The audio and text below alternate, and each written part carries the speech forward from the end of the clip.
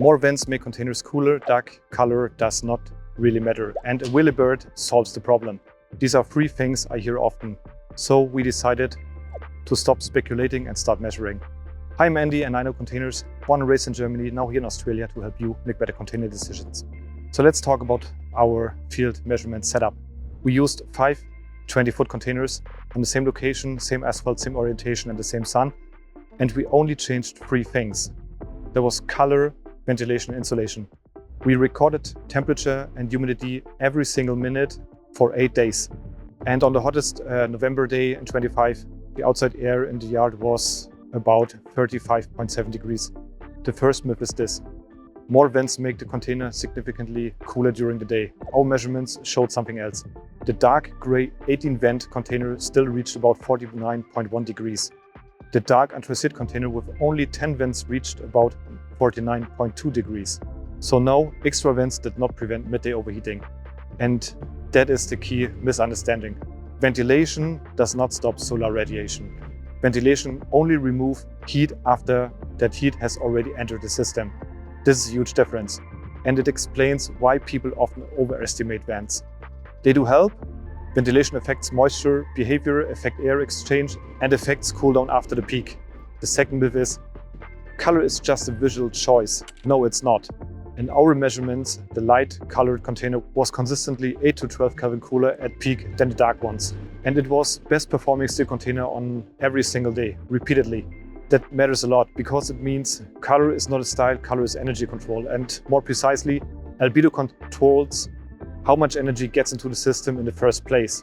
And once that energy is inside thin, uninsulated steel, you're already reacting too late. Used container whirlybird effect. There was a used container with a whirlybird. And this is also pretty interesting. It did not suddenly become cool during the day, but at night the cooldown was smoother. That fits the stack effect logic. Warm air rises, the whirlybird helps to leave it at top. So yes, that can help with relief and cool down. It is not a miracle cure against midday sun. And again, it's good for the shape of the curve, not a magic fix for the peak. And yeah, one part surprises me. The hottest container was often the driest, and the coolest one had the highest relative humidity. Why? Yeah, because warm air can hold more moisture. So when temperature rises, relative humidity falls. And when temperature drops, relative humidity rises again. That means high heat often creates strong daytime drying.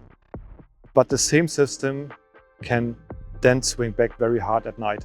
In our data, the dark ventilated units showed humidity swings up to about 56 to 57% points. And then we had a reefer. This was the clearest contrast of all. The insulated reefer stayed in a completely different thermal class.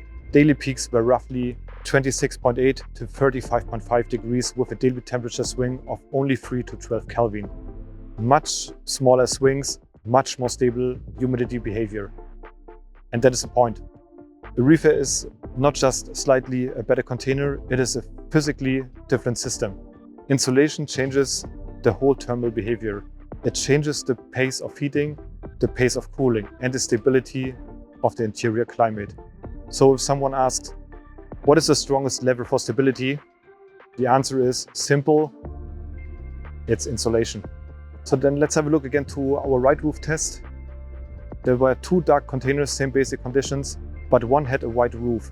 What did we see? The average temperature did not change dramatically, but the extreme heat peaks were clearly reduced. That means a white roof does not make a refrigerator, but it does shave the peaks.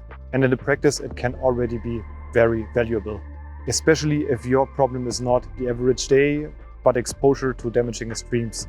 So this is how I would frame it. A white roof is a kind of risk reduction, but no full thermal transformation. So the big picture model, if you strip everything down, you end up with a very simple model.